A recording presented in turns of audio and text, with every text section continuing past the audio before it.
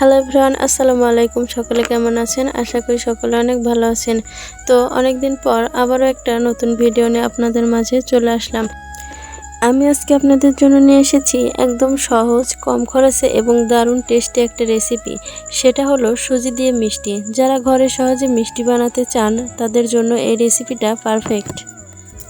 এই মিষ্টিটা বানানোর জন্য আমাদের লাগবে সুজি, দুধ, চিনি, ঘি। মিষ্টিটাকে সাজানোর জন্য কিশমিশ অথবা বাদাম ব্যবহার করতে পারেন। প্রথমে একটি কড়াইতে কিছুটা পরিমাণে ঘি দিয়ে দিলাম। এবার ঘিটাকে ভালোভাবে একটু গরম করে নেব।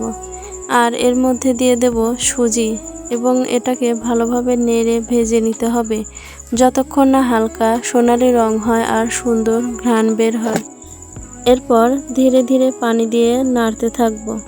মনে রাখতে হবে যেন দলা না পেকে যায়। এটাকে অনবরত নাড়তে হবে, তা না হলে নিচে পুড়ে যেতে পারে। মাঝারি আঁচে এটাকে ক্রমাগত নাড়তে হবে যতক্ষণ পর্যন্ত না মিশ্রণটি ঘন হয়ে আসে। এবার এটাকে চুলা থেকে নামিয়ে একটা বাটিতে ঢেলে ঠান্ডা হতে দেব। গরম গরম অবস্থায় মাখতে কষ্ট হবে, তাই একটু ঠান্ডা হলে হাতে ঘি মেখে ছোট ছোট বলের মতো বা পছন্দ মতো আকারে মিষ্টি বানিয়ে নেব।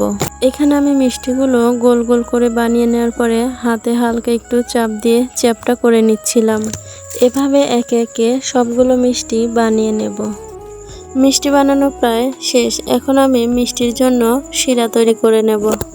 এর জন্য আমি একটা পাতিলে কিছুটা পরিমাণে পানি এবং চিনি দিয়ে এটাকে ভালোভাবে জাল করে শিরা তৈরি করে নেব। শিরা তৈরি করা শেষ হলে আমি এবার বানিয়ে রাখা মিষ্টিগুলোকে ভালোভাবে তেল দিয়ে ভেজে নেব।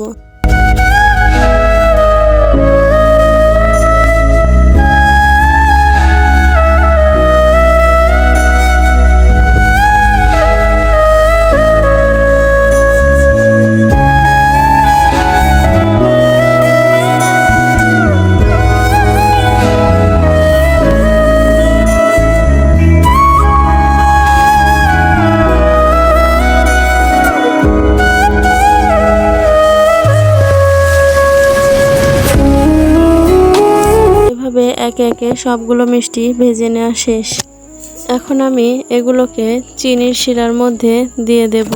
কিছুটা সময় চিনির শিরার মধ্যে রেখে দিলে এগুলো ফুলে টইটম্বুর হয়ে যাবে।